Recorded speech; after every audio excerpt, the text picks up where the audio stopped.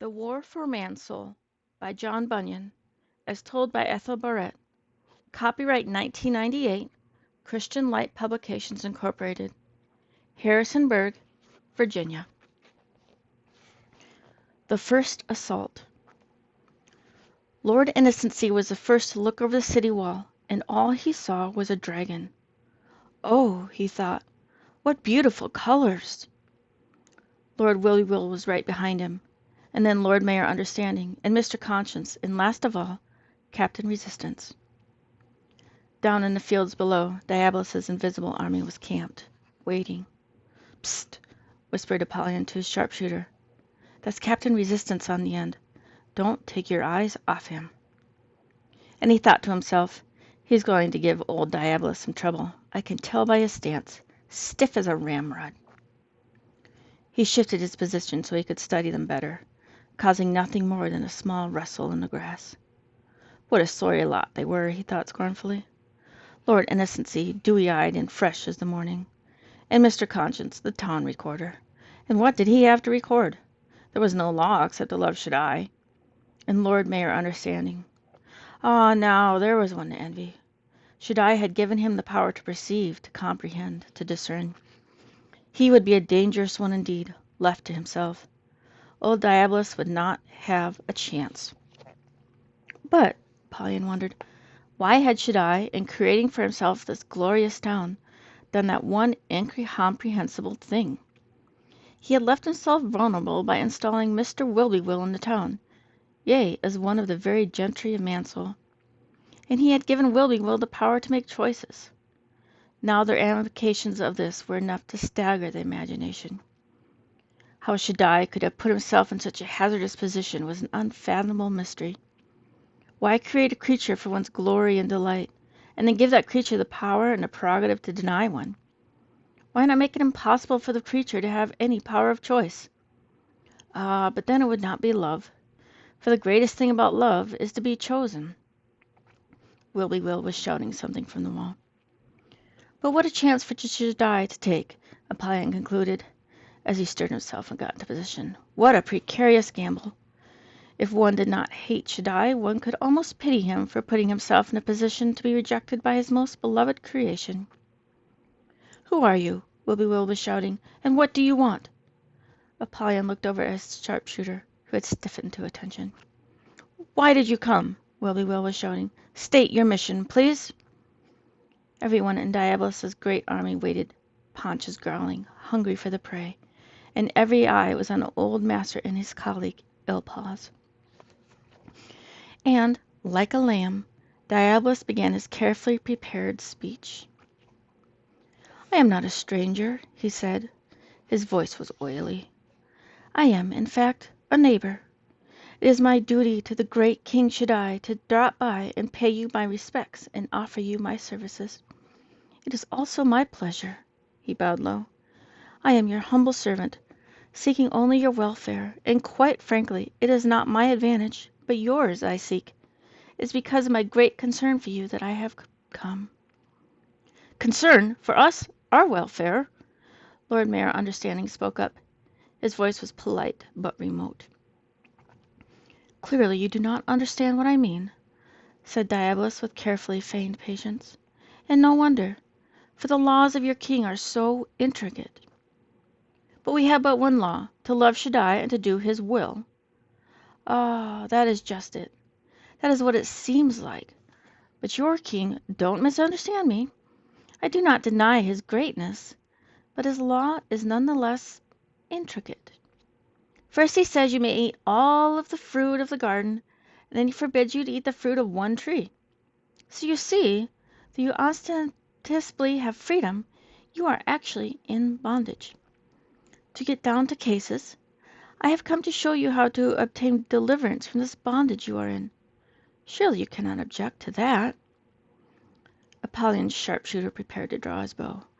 "Not yet, not yet," hissed Apollyon.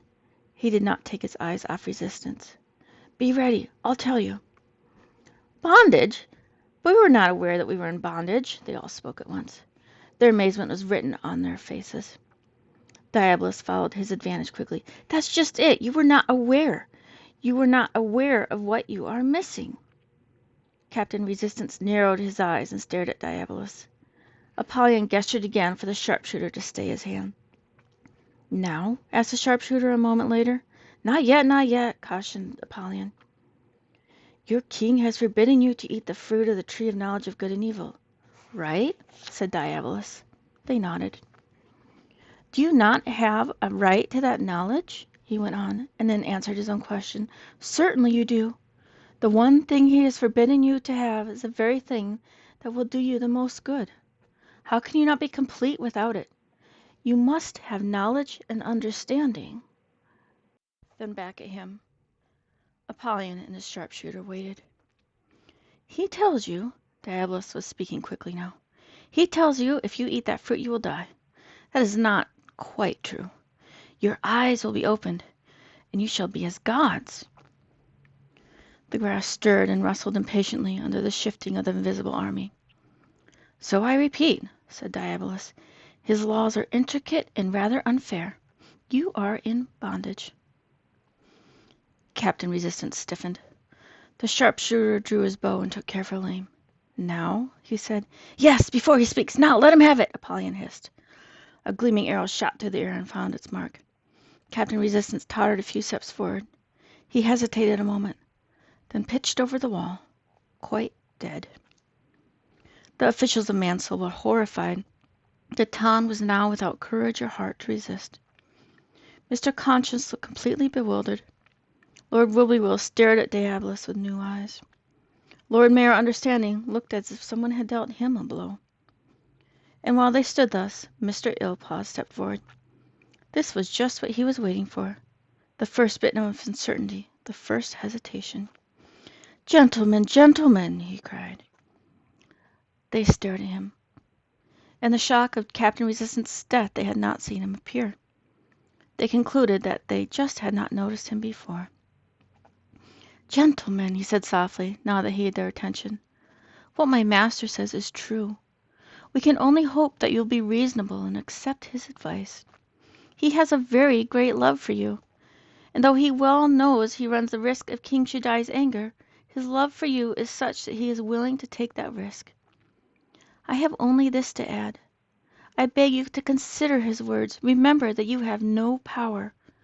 They looked at each other. "No power? That you know very little." They looked back at him. "And that this is the way to know more. If you do not accept this good counsel," he shook his head sadly, "then you are not the men I took you to be." There was a long silence, only the rustling of the grass.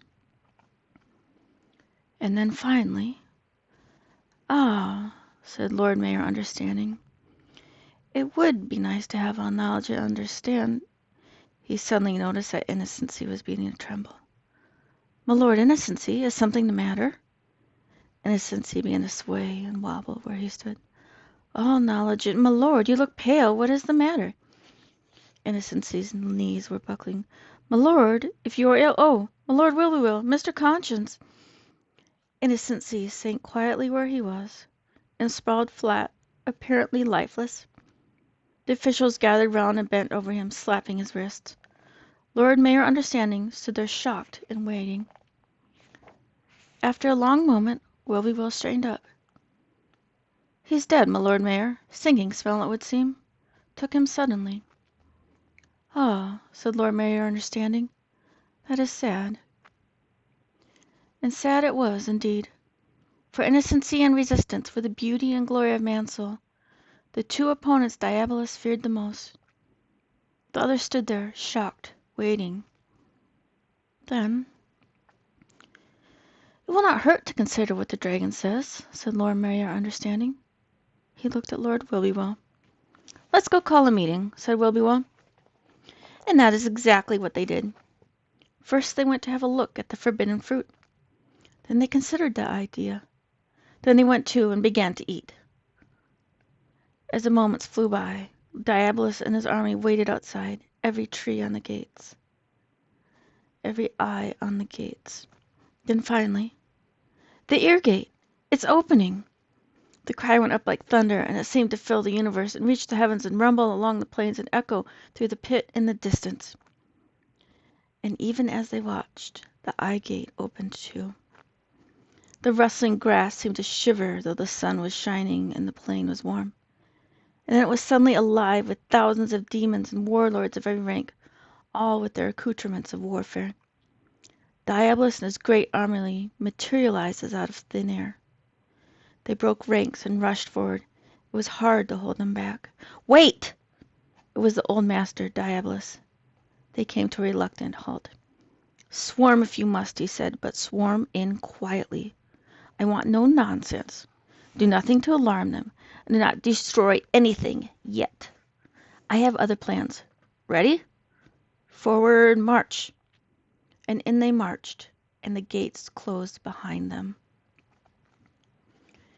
It was amazing how simple it was after all, Apollyon thought, as they swept along with the crowds. What fools these town officials were. They had not only let Diabolus in with all his horde, but had welcomed him warmly. Innocency was dead. Captain Resistance was dead. Mansoul had been given free will to choose in the person of Lord Will-be-Will. What a monstrously extravagant demonstration of love, Apollyon pondered. To trust something one wanted to keep enough to give it the prerogative to choose to leave. And now the moment had come, and the choice had been made. Should I had loved? Should I had lost? Should I was already forgotten?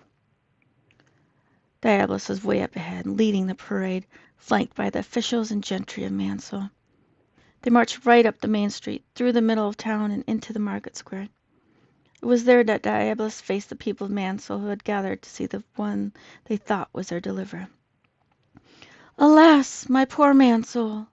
he cried amidst the cheering, then waited for it to die down.